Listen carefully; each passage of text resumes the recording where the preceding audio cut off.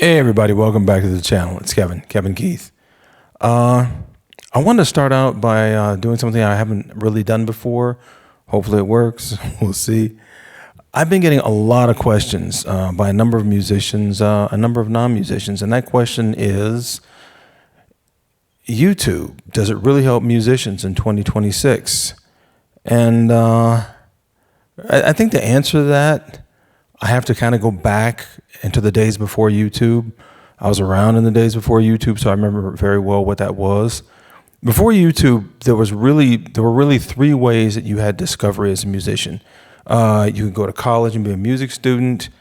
You could travel on the road with a club band and hopefully try to build a following and reach success that way.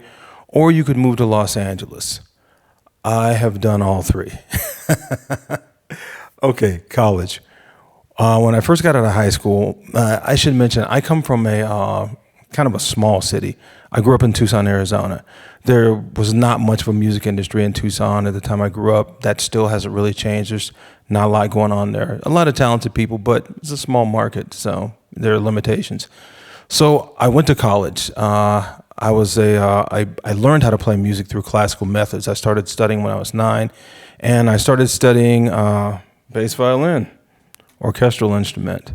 I was a major in bass violin performance, and I figured, okay, I'll do that, and I'll play electric bass, and I'll see if I can make some traction. I began realizing, as much as I enjoyed going to college, that it wasn't going to get me where I wanted to go. I was going into a classical curriculum, which is fantastic. So it's a great thing to do. But I really want to try to get into mainstream music. I want to try to play popular music. So about a year and a half into college, I decided, okay, I need to leave, and I need to try to do something else. And I had an opportunity to travel on the road. I was 19 years old at the time, and back in those days, if you wanted to try to be successful and get a record deal, you normally try to get on a good band, and you went out on the circuit. Back then there were circuits, and there were talent agencies that ran the circuit, or at least booked the circuit. So if you were on a really good band, you could get on one of the circuits and start traveling around. And then there were upper echelons of circuits. As the band got better and better and better, you would rise up through better circuits and you got more visibility. So the circuit I was on was in the Pacific Northwest, and I played with a rock band. It was a 4-piece band. Well, it evolved down to a 4-piece band. And the thing that made us unique, we were all multi-instrumentalists. So it was cool. I played I played multiple instruments back then, and that band gave me the freedom to do so. I had been on the road with that band and one other band for just under 4 years. That's 4 years, 6 nights a week, 5 one-hour sets a night for almost 4 years. You would take 2 weeks off a year, so that was 48 weeks a year, playing all through the Pacific Northwest, up in Canada, Seattle, Idaho, Colorado, oh my goodness, Montana.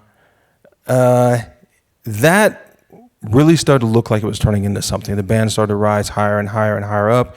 And then we got into a legal clash with our manager over this financial stuff, differences of direction. The legal battle turned ugly, and the band ended up breaking up. I came back to Tucson. I was 23 years old, and I was broke. At that point, it's like, okay, well, let's try the second thing. And the second thing was to try to get local radio airplay. Okay, I had no money. I had no equipment. I was having to live with family members, which was really tough for me because I'm a pretty independent person. So I decided, okay, I'm going to take a few years off. I'm going to go back to college and study electronics. And then once I get on my feet, I'll go at this thing again. Okay.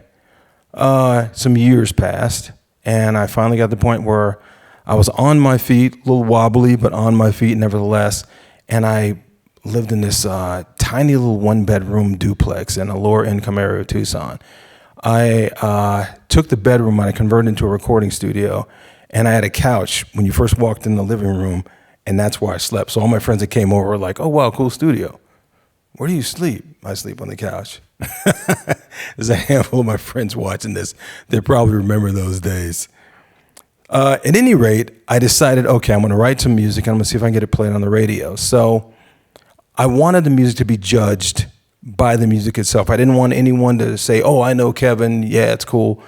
So I wanted to make sure that the music was judged properly. So I decided two things. Number one, I wasn't going to tell anybody I was doing this. And the second, I was going to go by another name. So I decided I would go by the name KV. The first and third initials of my first name. So I thought, okay, my name will be KV, and I'm going to put out a single. So I wrote a piece of music that felt good to me. I approached a radio DJ, this back when they would have these, the DJ's live on, in front of the car lot, there's a big dealership thing and there's balloons and hot dogs. Well, I had no connection. So I thought, okay, well, I know the music manager for the radio station will be there. I'll go out there and talk to him. So I went out, put on my only suit, went out, had a conversation to him, and slipped him a cassette tape. Told him, hey, I'm a local musician. If you won't mind, give this a listen. I just want a professional opinion on it. So I gave him the tape, because that's what we did back then, gave tapes. And a couple of days later, I heard from him. He said, hey, I like this. I said, okay, cool. Do you think it would stand up to, the music that you play on the radio? He said, yeah. And he said, matter of fact, I'd like to play it. I said, okay. So he said, we're going to play it in 3 days. He says, I need to shuffle a few things around. So 3 days from then, I'm listening to radio like all day. And I think it was probably around like 5 o'clock, right during drive time, that he came on. He said, hey, I got a new piece of music that came across my desk. Let me know what you guys think about this. I really like this. This is KV. The song is called One Wish. So he plays the song. And that was a weird moment. I had never been played on radio before. And I was just going through all kinds of internal stuff as I'm hearing this song on the radio. The song plays, and then he played it again at 6:30. Now, this radio station had this show at 7 o'clock that was called the Top 7 at 7, where it was listener generated. You could call in, and the songs that got the most requests were put in order, and every day at 7 o'clock they would play those top 7 songs. So I thought, wow, wouldn't that be cool if I could get on top 7 at 7? Just like, you're unknown. Your song's been played twice. Don't get your hopes up. So I'm listening to top 7 at 7. Song number 7 goes by, not me. 6, not me. 5, not me. All the way up, 5, 4, 3, 2, 1. It's like, okay, it's not going to happen. And then finally, when they came to the last song, okay, this is the number one song, number one requested song, and they played it. It was One Wish. That was a monumental moment for me, because I think that was a moment where I realized, I think I can write well enough to where people might like the things that I write. So the song gets played, and it gets a lot of traction. It ends up being number one on the Top 7 at 7 show for, I think, like the next 4 or 5 weeks. So I started getting phone calls. People want me to start opening for concerts. They wanted me to open for Roger Troutman. There's a couple of rap groups that were coming through at the time to the Tucson Community Center. So I thought, okay, fantastic. This is great. So I started opening shows. I started getting more traction. I get cassettes, again, cassette singles back then. I get cassette singles duplicated and would put them in stores. And they're selling. And there's buzz. And no one knows it's me still. So the song gets played, and there's more and more momentum happening. And then I started getting some buzz in Phoenix, the big city in Arizona. And I started getting excited, and then I get a couple of calls to open some shows in Phoenix. And all of a sudden, one day, everything stops. No more airplay, no more phone calls, nothing. So I'm trying to figure out what happened. I'm trying to keep this song alive. I'm spending money that I didn't have to spend on it, and I literally went broke. I mean, when I say broke, I mean I couldn't afford food. My electricity was cut off. My hot water was cut off. It was brutal. That was devastating. I was in my late 20s at that point, and that was when I made the decision, you know what? I just got to go to Los Angeles, which brings me to the third way you could make it or try to get played in popular radio was to go to Los Angeles. So I moved to Los Angeles.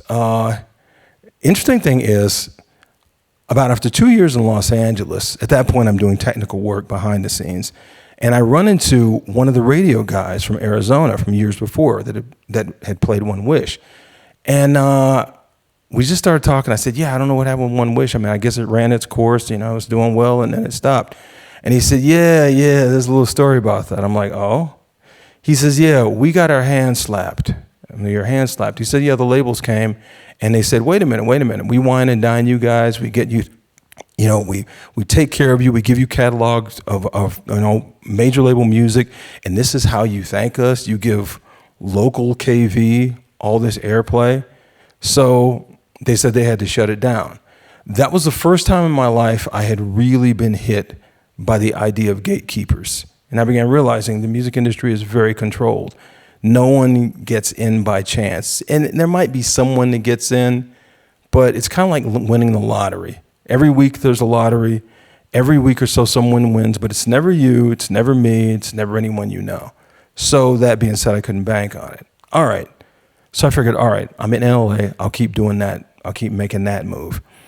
And I'm in Los Angeles. I'm starting to play stick more and more. I'm kind of building on a few things. And I decide, okay, let's now try to make some things happen. At that point, I had become writing more, and I had a writing deal with Warner Brothers where I was writing music for television. And that has been a tremendous blessing. I'm very grateful for that. But I was still trying to find ways to get on in popular music. And when I got to LA, I realized, I have success as a writer, but I am not marketable. And when I say marketable, I mean Taylor Swift is marketable. A lot of younger acts are marketable. They have a look, they have a vibe, their music is very trendy. I was none of those things. So I thought, okay, well, I guess I will just be a writer, and that's cool. And then this thing comes along called YouTube. I didn't really understand what it was, but I was kind of progressing as a stick player. I had a band together in Hollywood. We were gigging and playing around. So I thought, okay, I'm going to put a song on YouTube or, a video on YouTube, strictly because for me, I was trying to get gigs in LA, club gigs. So I thought, well, it'll be a lot easier if I'm talking to someone on the phone to say, hey, I'm on YouTube. Just type in my name, type in Chapman's Dick, and bang, it'll come up. So I put a video on YouTube, and the video starts getting views. Hundreds, then thousands, then tens of thousands, and then hundreds of thousands. And I realized in less than 3 months' time, I had more views on YouTube than people that had seen me play in all those years that I had been traveling on the road, 4 years, 6 nights a week. So I immediately saw the power of YouTube. But I knew nothing about the way YouTube worked. This is early in the days of YouTube. I didn't know anything about, making money off of YouTube, subscribers, none of that. It wasn't until years later when I began working at a studio in Los Angeles called YouTube Space LA, which sadly doesn't exist anymore. YouTube had reached a point to where they decided we need to make our own studios, and we need to put our own studios in big cities throughout the United States and throughout the world. So they built 3 studios, and the name of them was YouTube Spaces. At the time, there was YouTube Space Los Angeles, YouTube Space New York, and YouTube Space London were the first.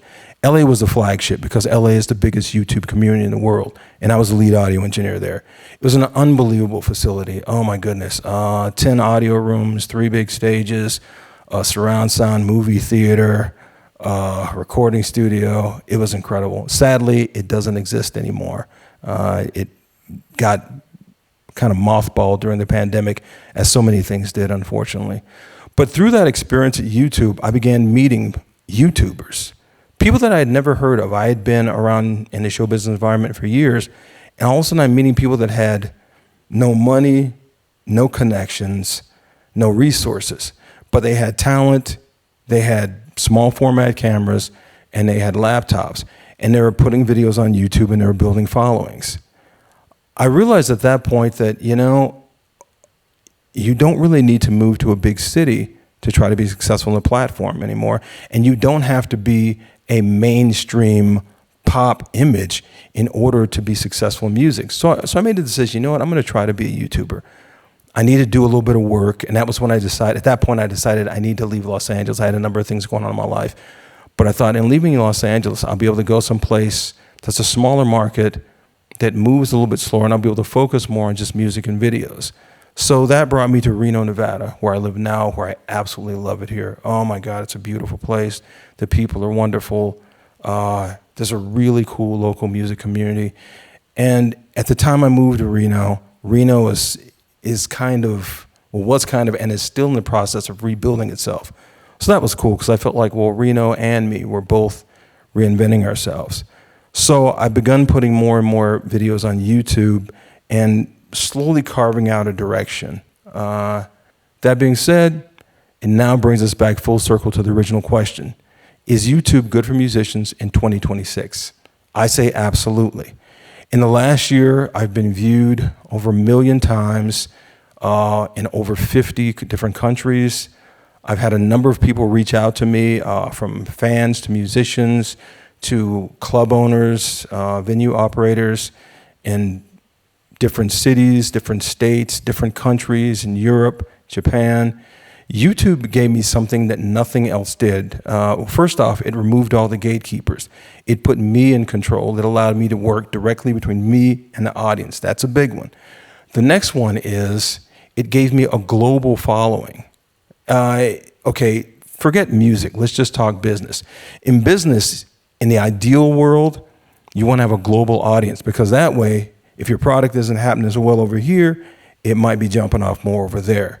YouTube gave me that ability. I have now a significant following in England, France, a lot of big cities in the United States, Atlanta, parts of Texas, Los Angeles, San Diego, San Francisco. To that I say, oh my goodness, thank you so much to the fans. I mean, I am basically a guy trying to make this happen under the resources that I have, but I love music and I really enjoy putting videos out. So that being said, all things considered, yeah, YouTube's a great thing for musicians. In a lot of ways, I think it saved the creative process because it allowed musicians to focus on our audience, to focus on what it is that we do best and to find the people that enjoy that. So yeah, that's me. And I'm going to continue making videos because, like I said, I really enjoy it. I find it really fulfilling and it's a lot of fun. Allows me to improve and allows me to grow in ways that I never imagined. So, yep, that's that. And nevertheless, thank you so much for watching. It's Kevin Keith. Peace.